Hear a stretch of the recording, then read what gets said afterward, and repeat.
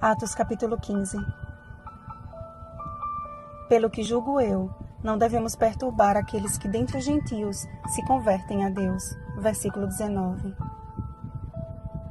Quando Deus estabeleceu uma aliança com Abraão, instituiu um sinal físico que deveria ser seguido de geração em geração. Todo macho entre vós será circuncidado. Gênesis 17:10. Foi uma forma de Deus assinalar o seu povo com uma marca distintiva. Esta questão foi tratada de forma acalorada na igreja primitiva, dada a multiplicação de novos conversos gentios, isto é, incircuncisos. Tal controvérsia precisava ser logo resolvida, a fim de que não se tornasse motivo de divisão entre judeus e gentios. Enviados a Jerusalém, Paulo e Barnabé relataram acerca da conversão dos gentios, causando grande alegria a todos os irmãos. Sendo bem recebidos por todos, uma reunião foi realizada, junto com os apóstolos e os presbíteros, para examinar a questão.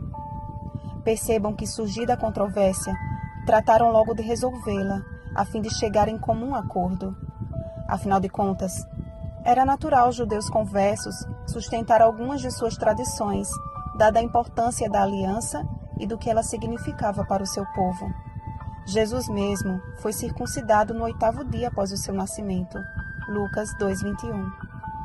O que eles precisavam compreender, no entanto, é que após a morte e ressurreição de Cristo, uma nova aliança foi estabelecida. Agora, com efeito, obteve Jesus ministério tanto mais excelente, quanto é ele também mediador de superior aliança, instituída com base em superiores promessas. Hebreus 8:6. Uma aliança renovada, que inclui todos os povos, tribos, línguas e nações no Israel de Deus.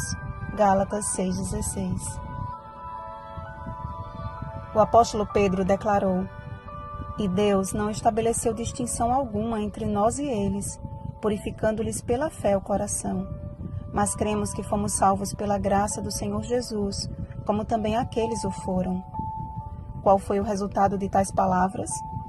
O silêncio de toda a multidão, que parou para ouvir a Paulo e Barnabé sobre os muitos sinais e prodígios que Deus fizera por meio deles entre os gentios. A exposição seguinte de Tiago, utilizando uma aplicação profética do livro de Amós, foi decisiva para que chegassem à seguinte conclusão, parafraseando numa linguagem contemporânea: não é conveniente impor aos gentios que se convertem a Deus uma carga que nem os mais antigos conseguem carregar, mas orientá-los a fim de que se abstenham da idolatria, da imoralidade sexual e de alimentos imundos. No mais, o que eles tiverem de aprender é ensinado na igreja todos os sábados.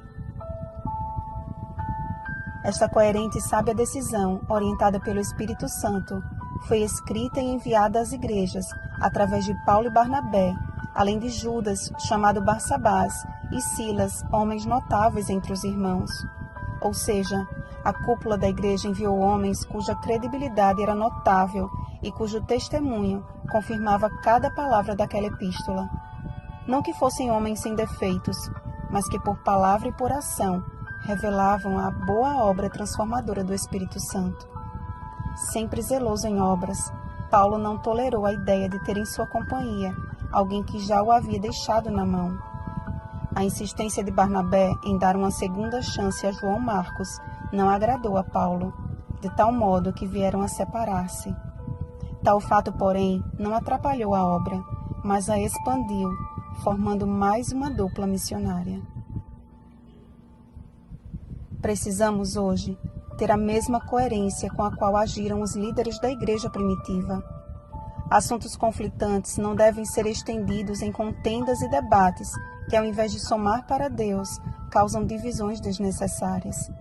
Jesus mesmo afirmou: "Quem comigo não ajunta, espalha." Lucas 11:23. Notem que Paulo e Barnabé logo encontraram uma solução para que a obra de Deus continuasse avançando e não ficaram trocando farpas entre si. Portanto, evita discussões insensatas, genealogias, contendas e debates sobre a lei, porque não têm utilidade e são fúteis. Tito 3:9.